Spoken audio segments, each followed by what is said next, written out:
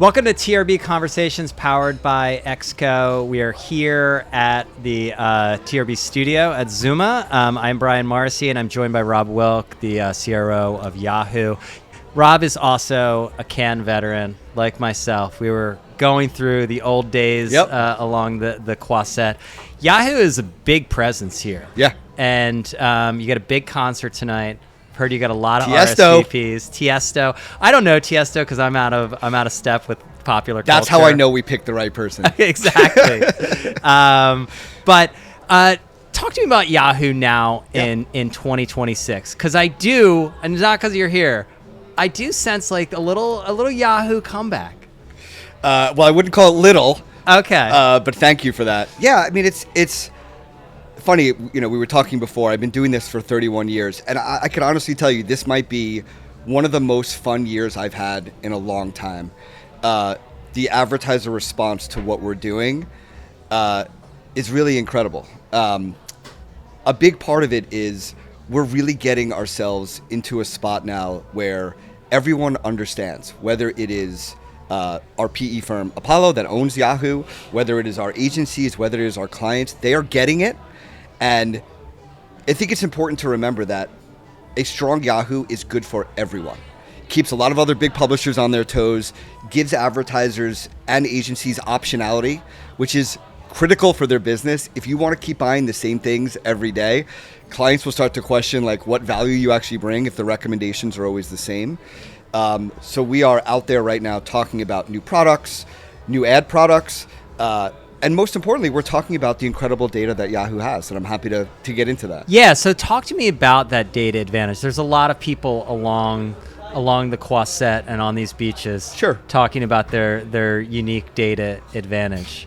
Yeah. So what's yours? Yeah, theirs is usually a mix-up and mash-up of a bunch of third-party signals. It's a stew. It is really a fish stew, if you will. Yeah. Ours it's like is The Big Short. I was going to make that reference. I wasn't sure if you'd get it. The Anthony Bourdain scene in The Big Short. That's the data that people are selling 2-day-old out there. seafood. 2-day-old seafood. I love that you know that. I tend to make movie references that people don't get. So thank you. I've been covering ad tech for a long time. Okay. So yeah, go on. Yeah, I mean, it's really important because it's all first party. And I don't like the term deterministic because it sounds in and of itself like I'm making something up. So I just try to stick to regular English, which is we have our own data that we create. 75% of the people that use Yahoo are logged in when they use it. So we have an incredible goldmine of data around 3 really important parts. A, search. You and I talked about it. I grew up in the search business. Yeah. Advertisers understand the value of expressed intent. We have that. Still the third largest search engine, billions of searches. Number 2 is email. We still have hundreds of millions of people that use Yahoo Mail every single day, check it 7 times a day. So we have a great understanding of people's shopping habits. And then the last one, the obvious one, is our content.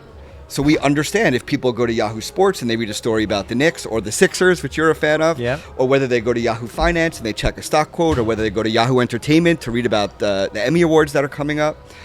If you add those 3 things together, our search data, our mail data, and all the content that they browse, we have a very complete picture of consumer behavior.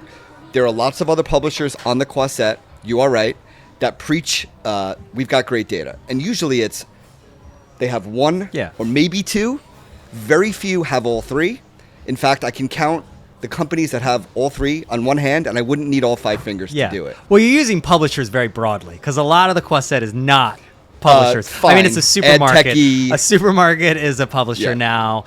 Ad tech, they have a lot of data and they're able to apply it. Publishers themselves, content publishers are not well represented among.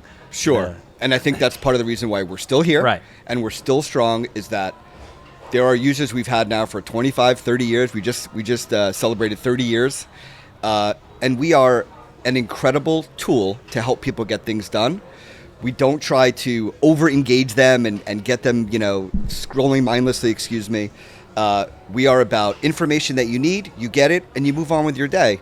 And it's a great model, and it's now really working, and it's separating Yahoo from a lot of other, I'll just say companies, maybe not publishers, other companies that cannot compete Right. with the level and depth of data that Yahoo has. And by the way, all of that data also powers the Yahoo DSP.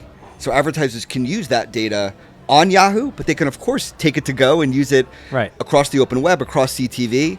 And that's why we've been winning a ton of business on the DSP side.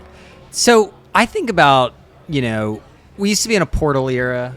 I think when I first started writing about this business, it was all about the portals, right? Like publishers would complain about like how all the money was going to the portals and not to them. And this is like, it just like changed a little bit.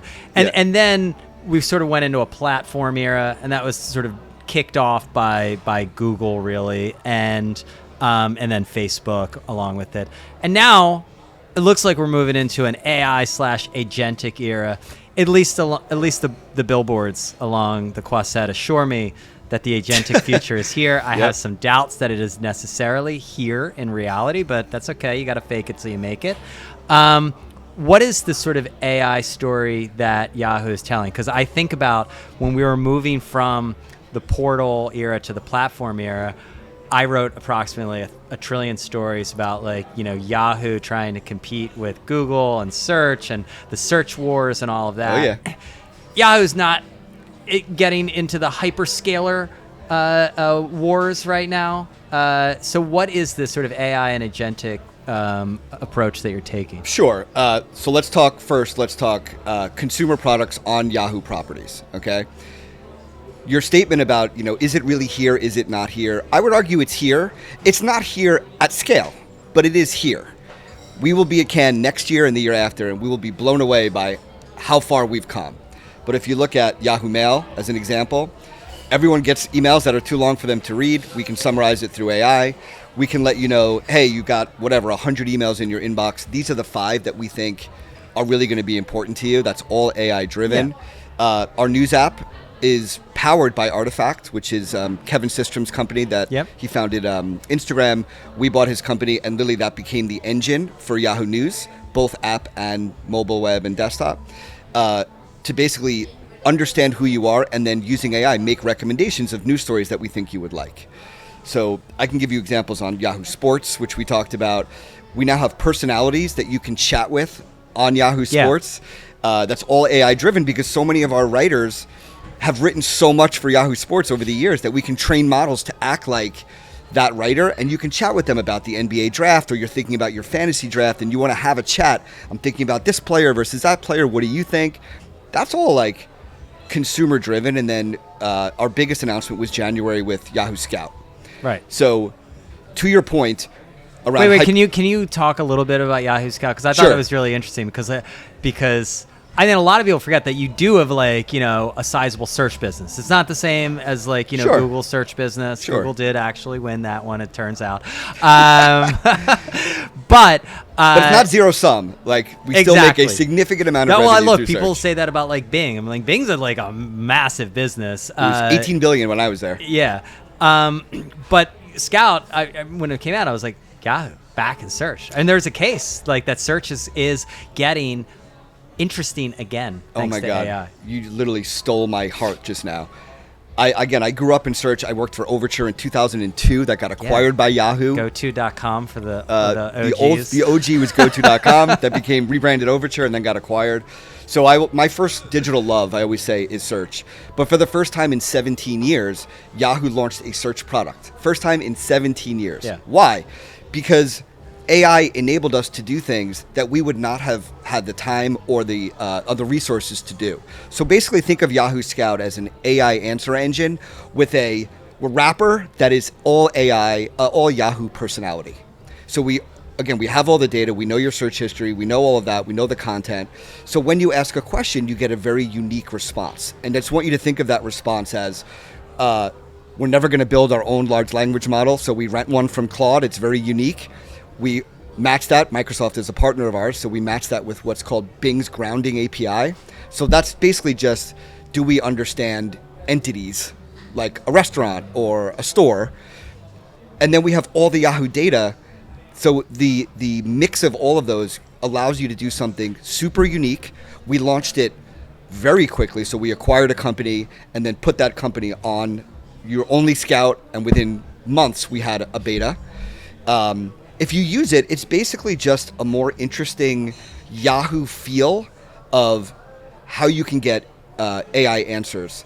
The biggest differentiator, though, is because we're Yahoo and we have 30 years of working with other publishers and making sure that we drive traffic back to them, whenever we answer a question, we are very clear about what the source of that information is, and we make it very prominent because we want to make sure that not only do consumers get an answer, but publishers still get some of that downstream traffic. Right. One of the big challenges, I'm sure you know this very well, is ChatGPT or any of these companies, their notations of where their sources come from look like footnotes at the end of a research paper. Yeah. Ours look like what people are used to, which is like, hey, the source of this is X, and it's very prominently listed. So we're trying to make sure that publishers that we've worked with for years, that we not only share traffic but share revenue with, still get traffic from Yahoo. It's something they depend on. Right. Yeah, that's part of the AI bouillabaisse, I guess, that they're AI cooking fish up. Final thing is around creators. Yeah. I mean, you guys are getting involved with creators, and look, here at Cannes, like, creators are, I think it's one of the storylines of Cannes is like creators are way more prominent now, and really, creators are just publishers at the end of the day. And Yahoo's history has been, partnering with publishers, so it makes complete sense.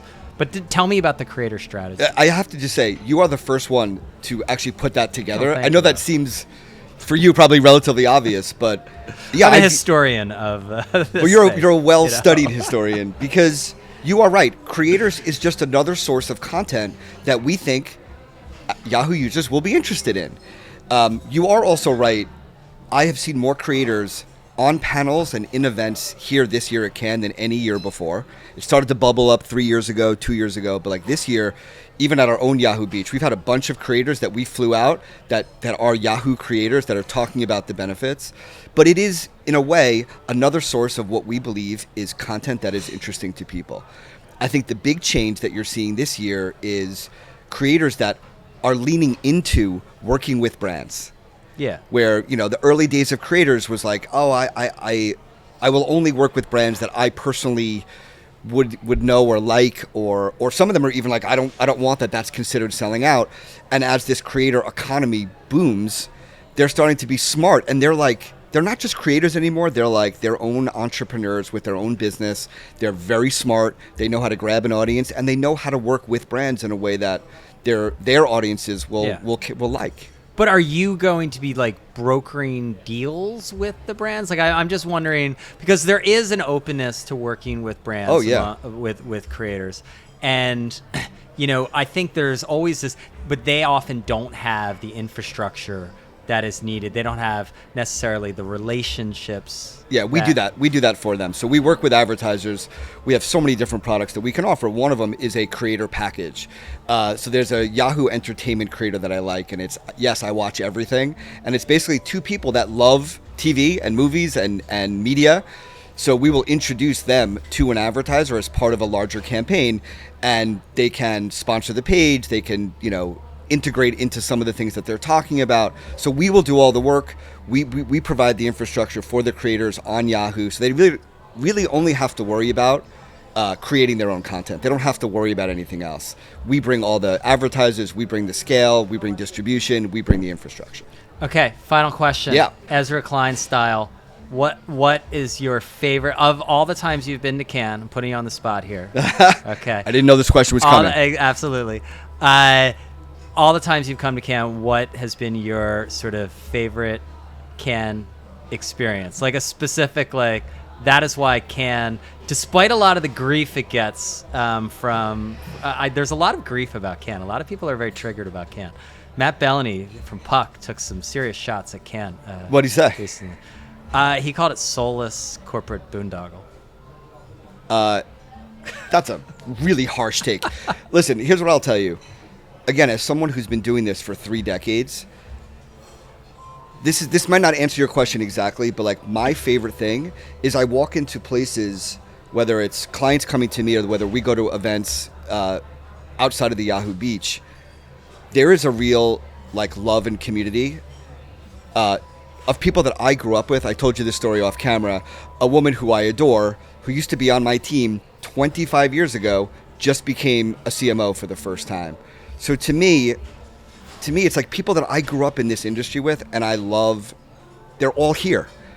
And I'm in New York, so yes, you could argue I could easily see a lot of these people, but it's very hard to get all these people in the same place, in a beautiful area. Like I was at Hotel du Cap last night. Oh, okay. Not to flex, but my point is, people were complaining. It's hot, it's far, and I'm like, can you just look around for a moment? Yeah. This is literally one of the most beautiful hotels in the world, not just France, in the world, and we're here, drinking rosé and chatting with people. Like I refuse to be that jaded. I think I feel lucky that we get to do this, and there's a real sense of like friendship here that I care about. Okay, and the ROI question. Yes. Give me a compelling case. You guys look like you're spending a lot of money here. We're not. I know you're saying you're getting good deals, etc. But like that beach is big. It is, but the beauty of it is when you look like you're spending a lot, Despite but you're not. me never not knowing who this act is, she sounds expensive. Well, when you have connections and big DJs like Tiesto want to do this with Yahoo, they're more flexible than you would think, honestly. And the beautiful thing we're doing is it looks like we're spending a lot, and I'm telling you that we're not. Apollo, if you're listening, I promise that's true. Yeah, I think this is like been maybe top 3 at worst, but maybe one of my favorite cans of all time.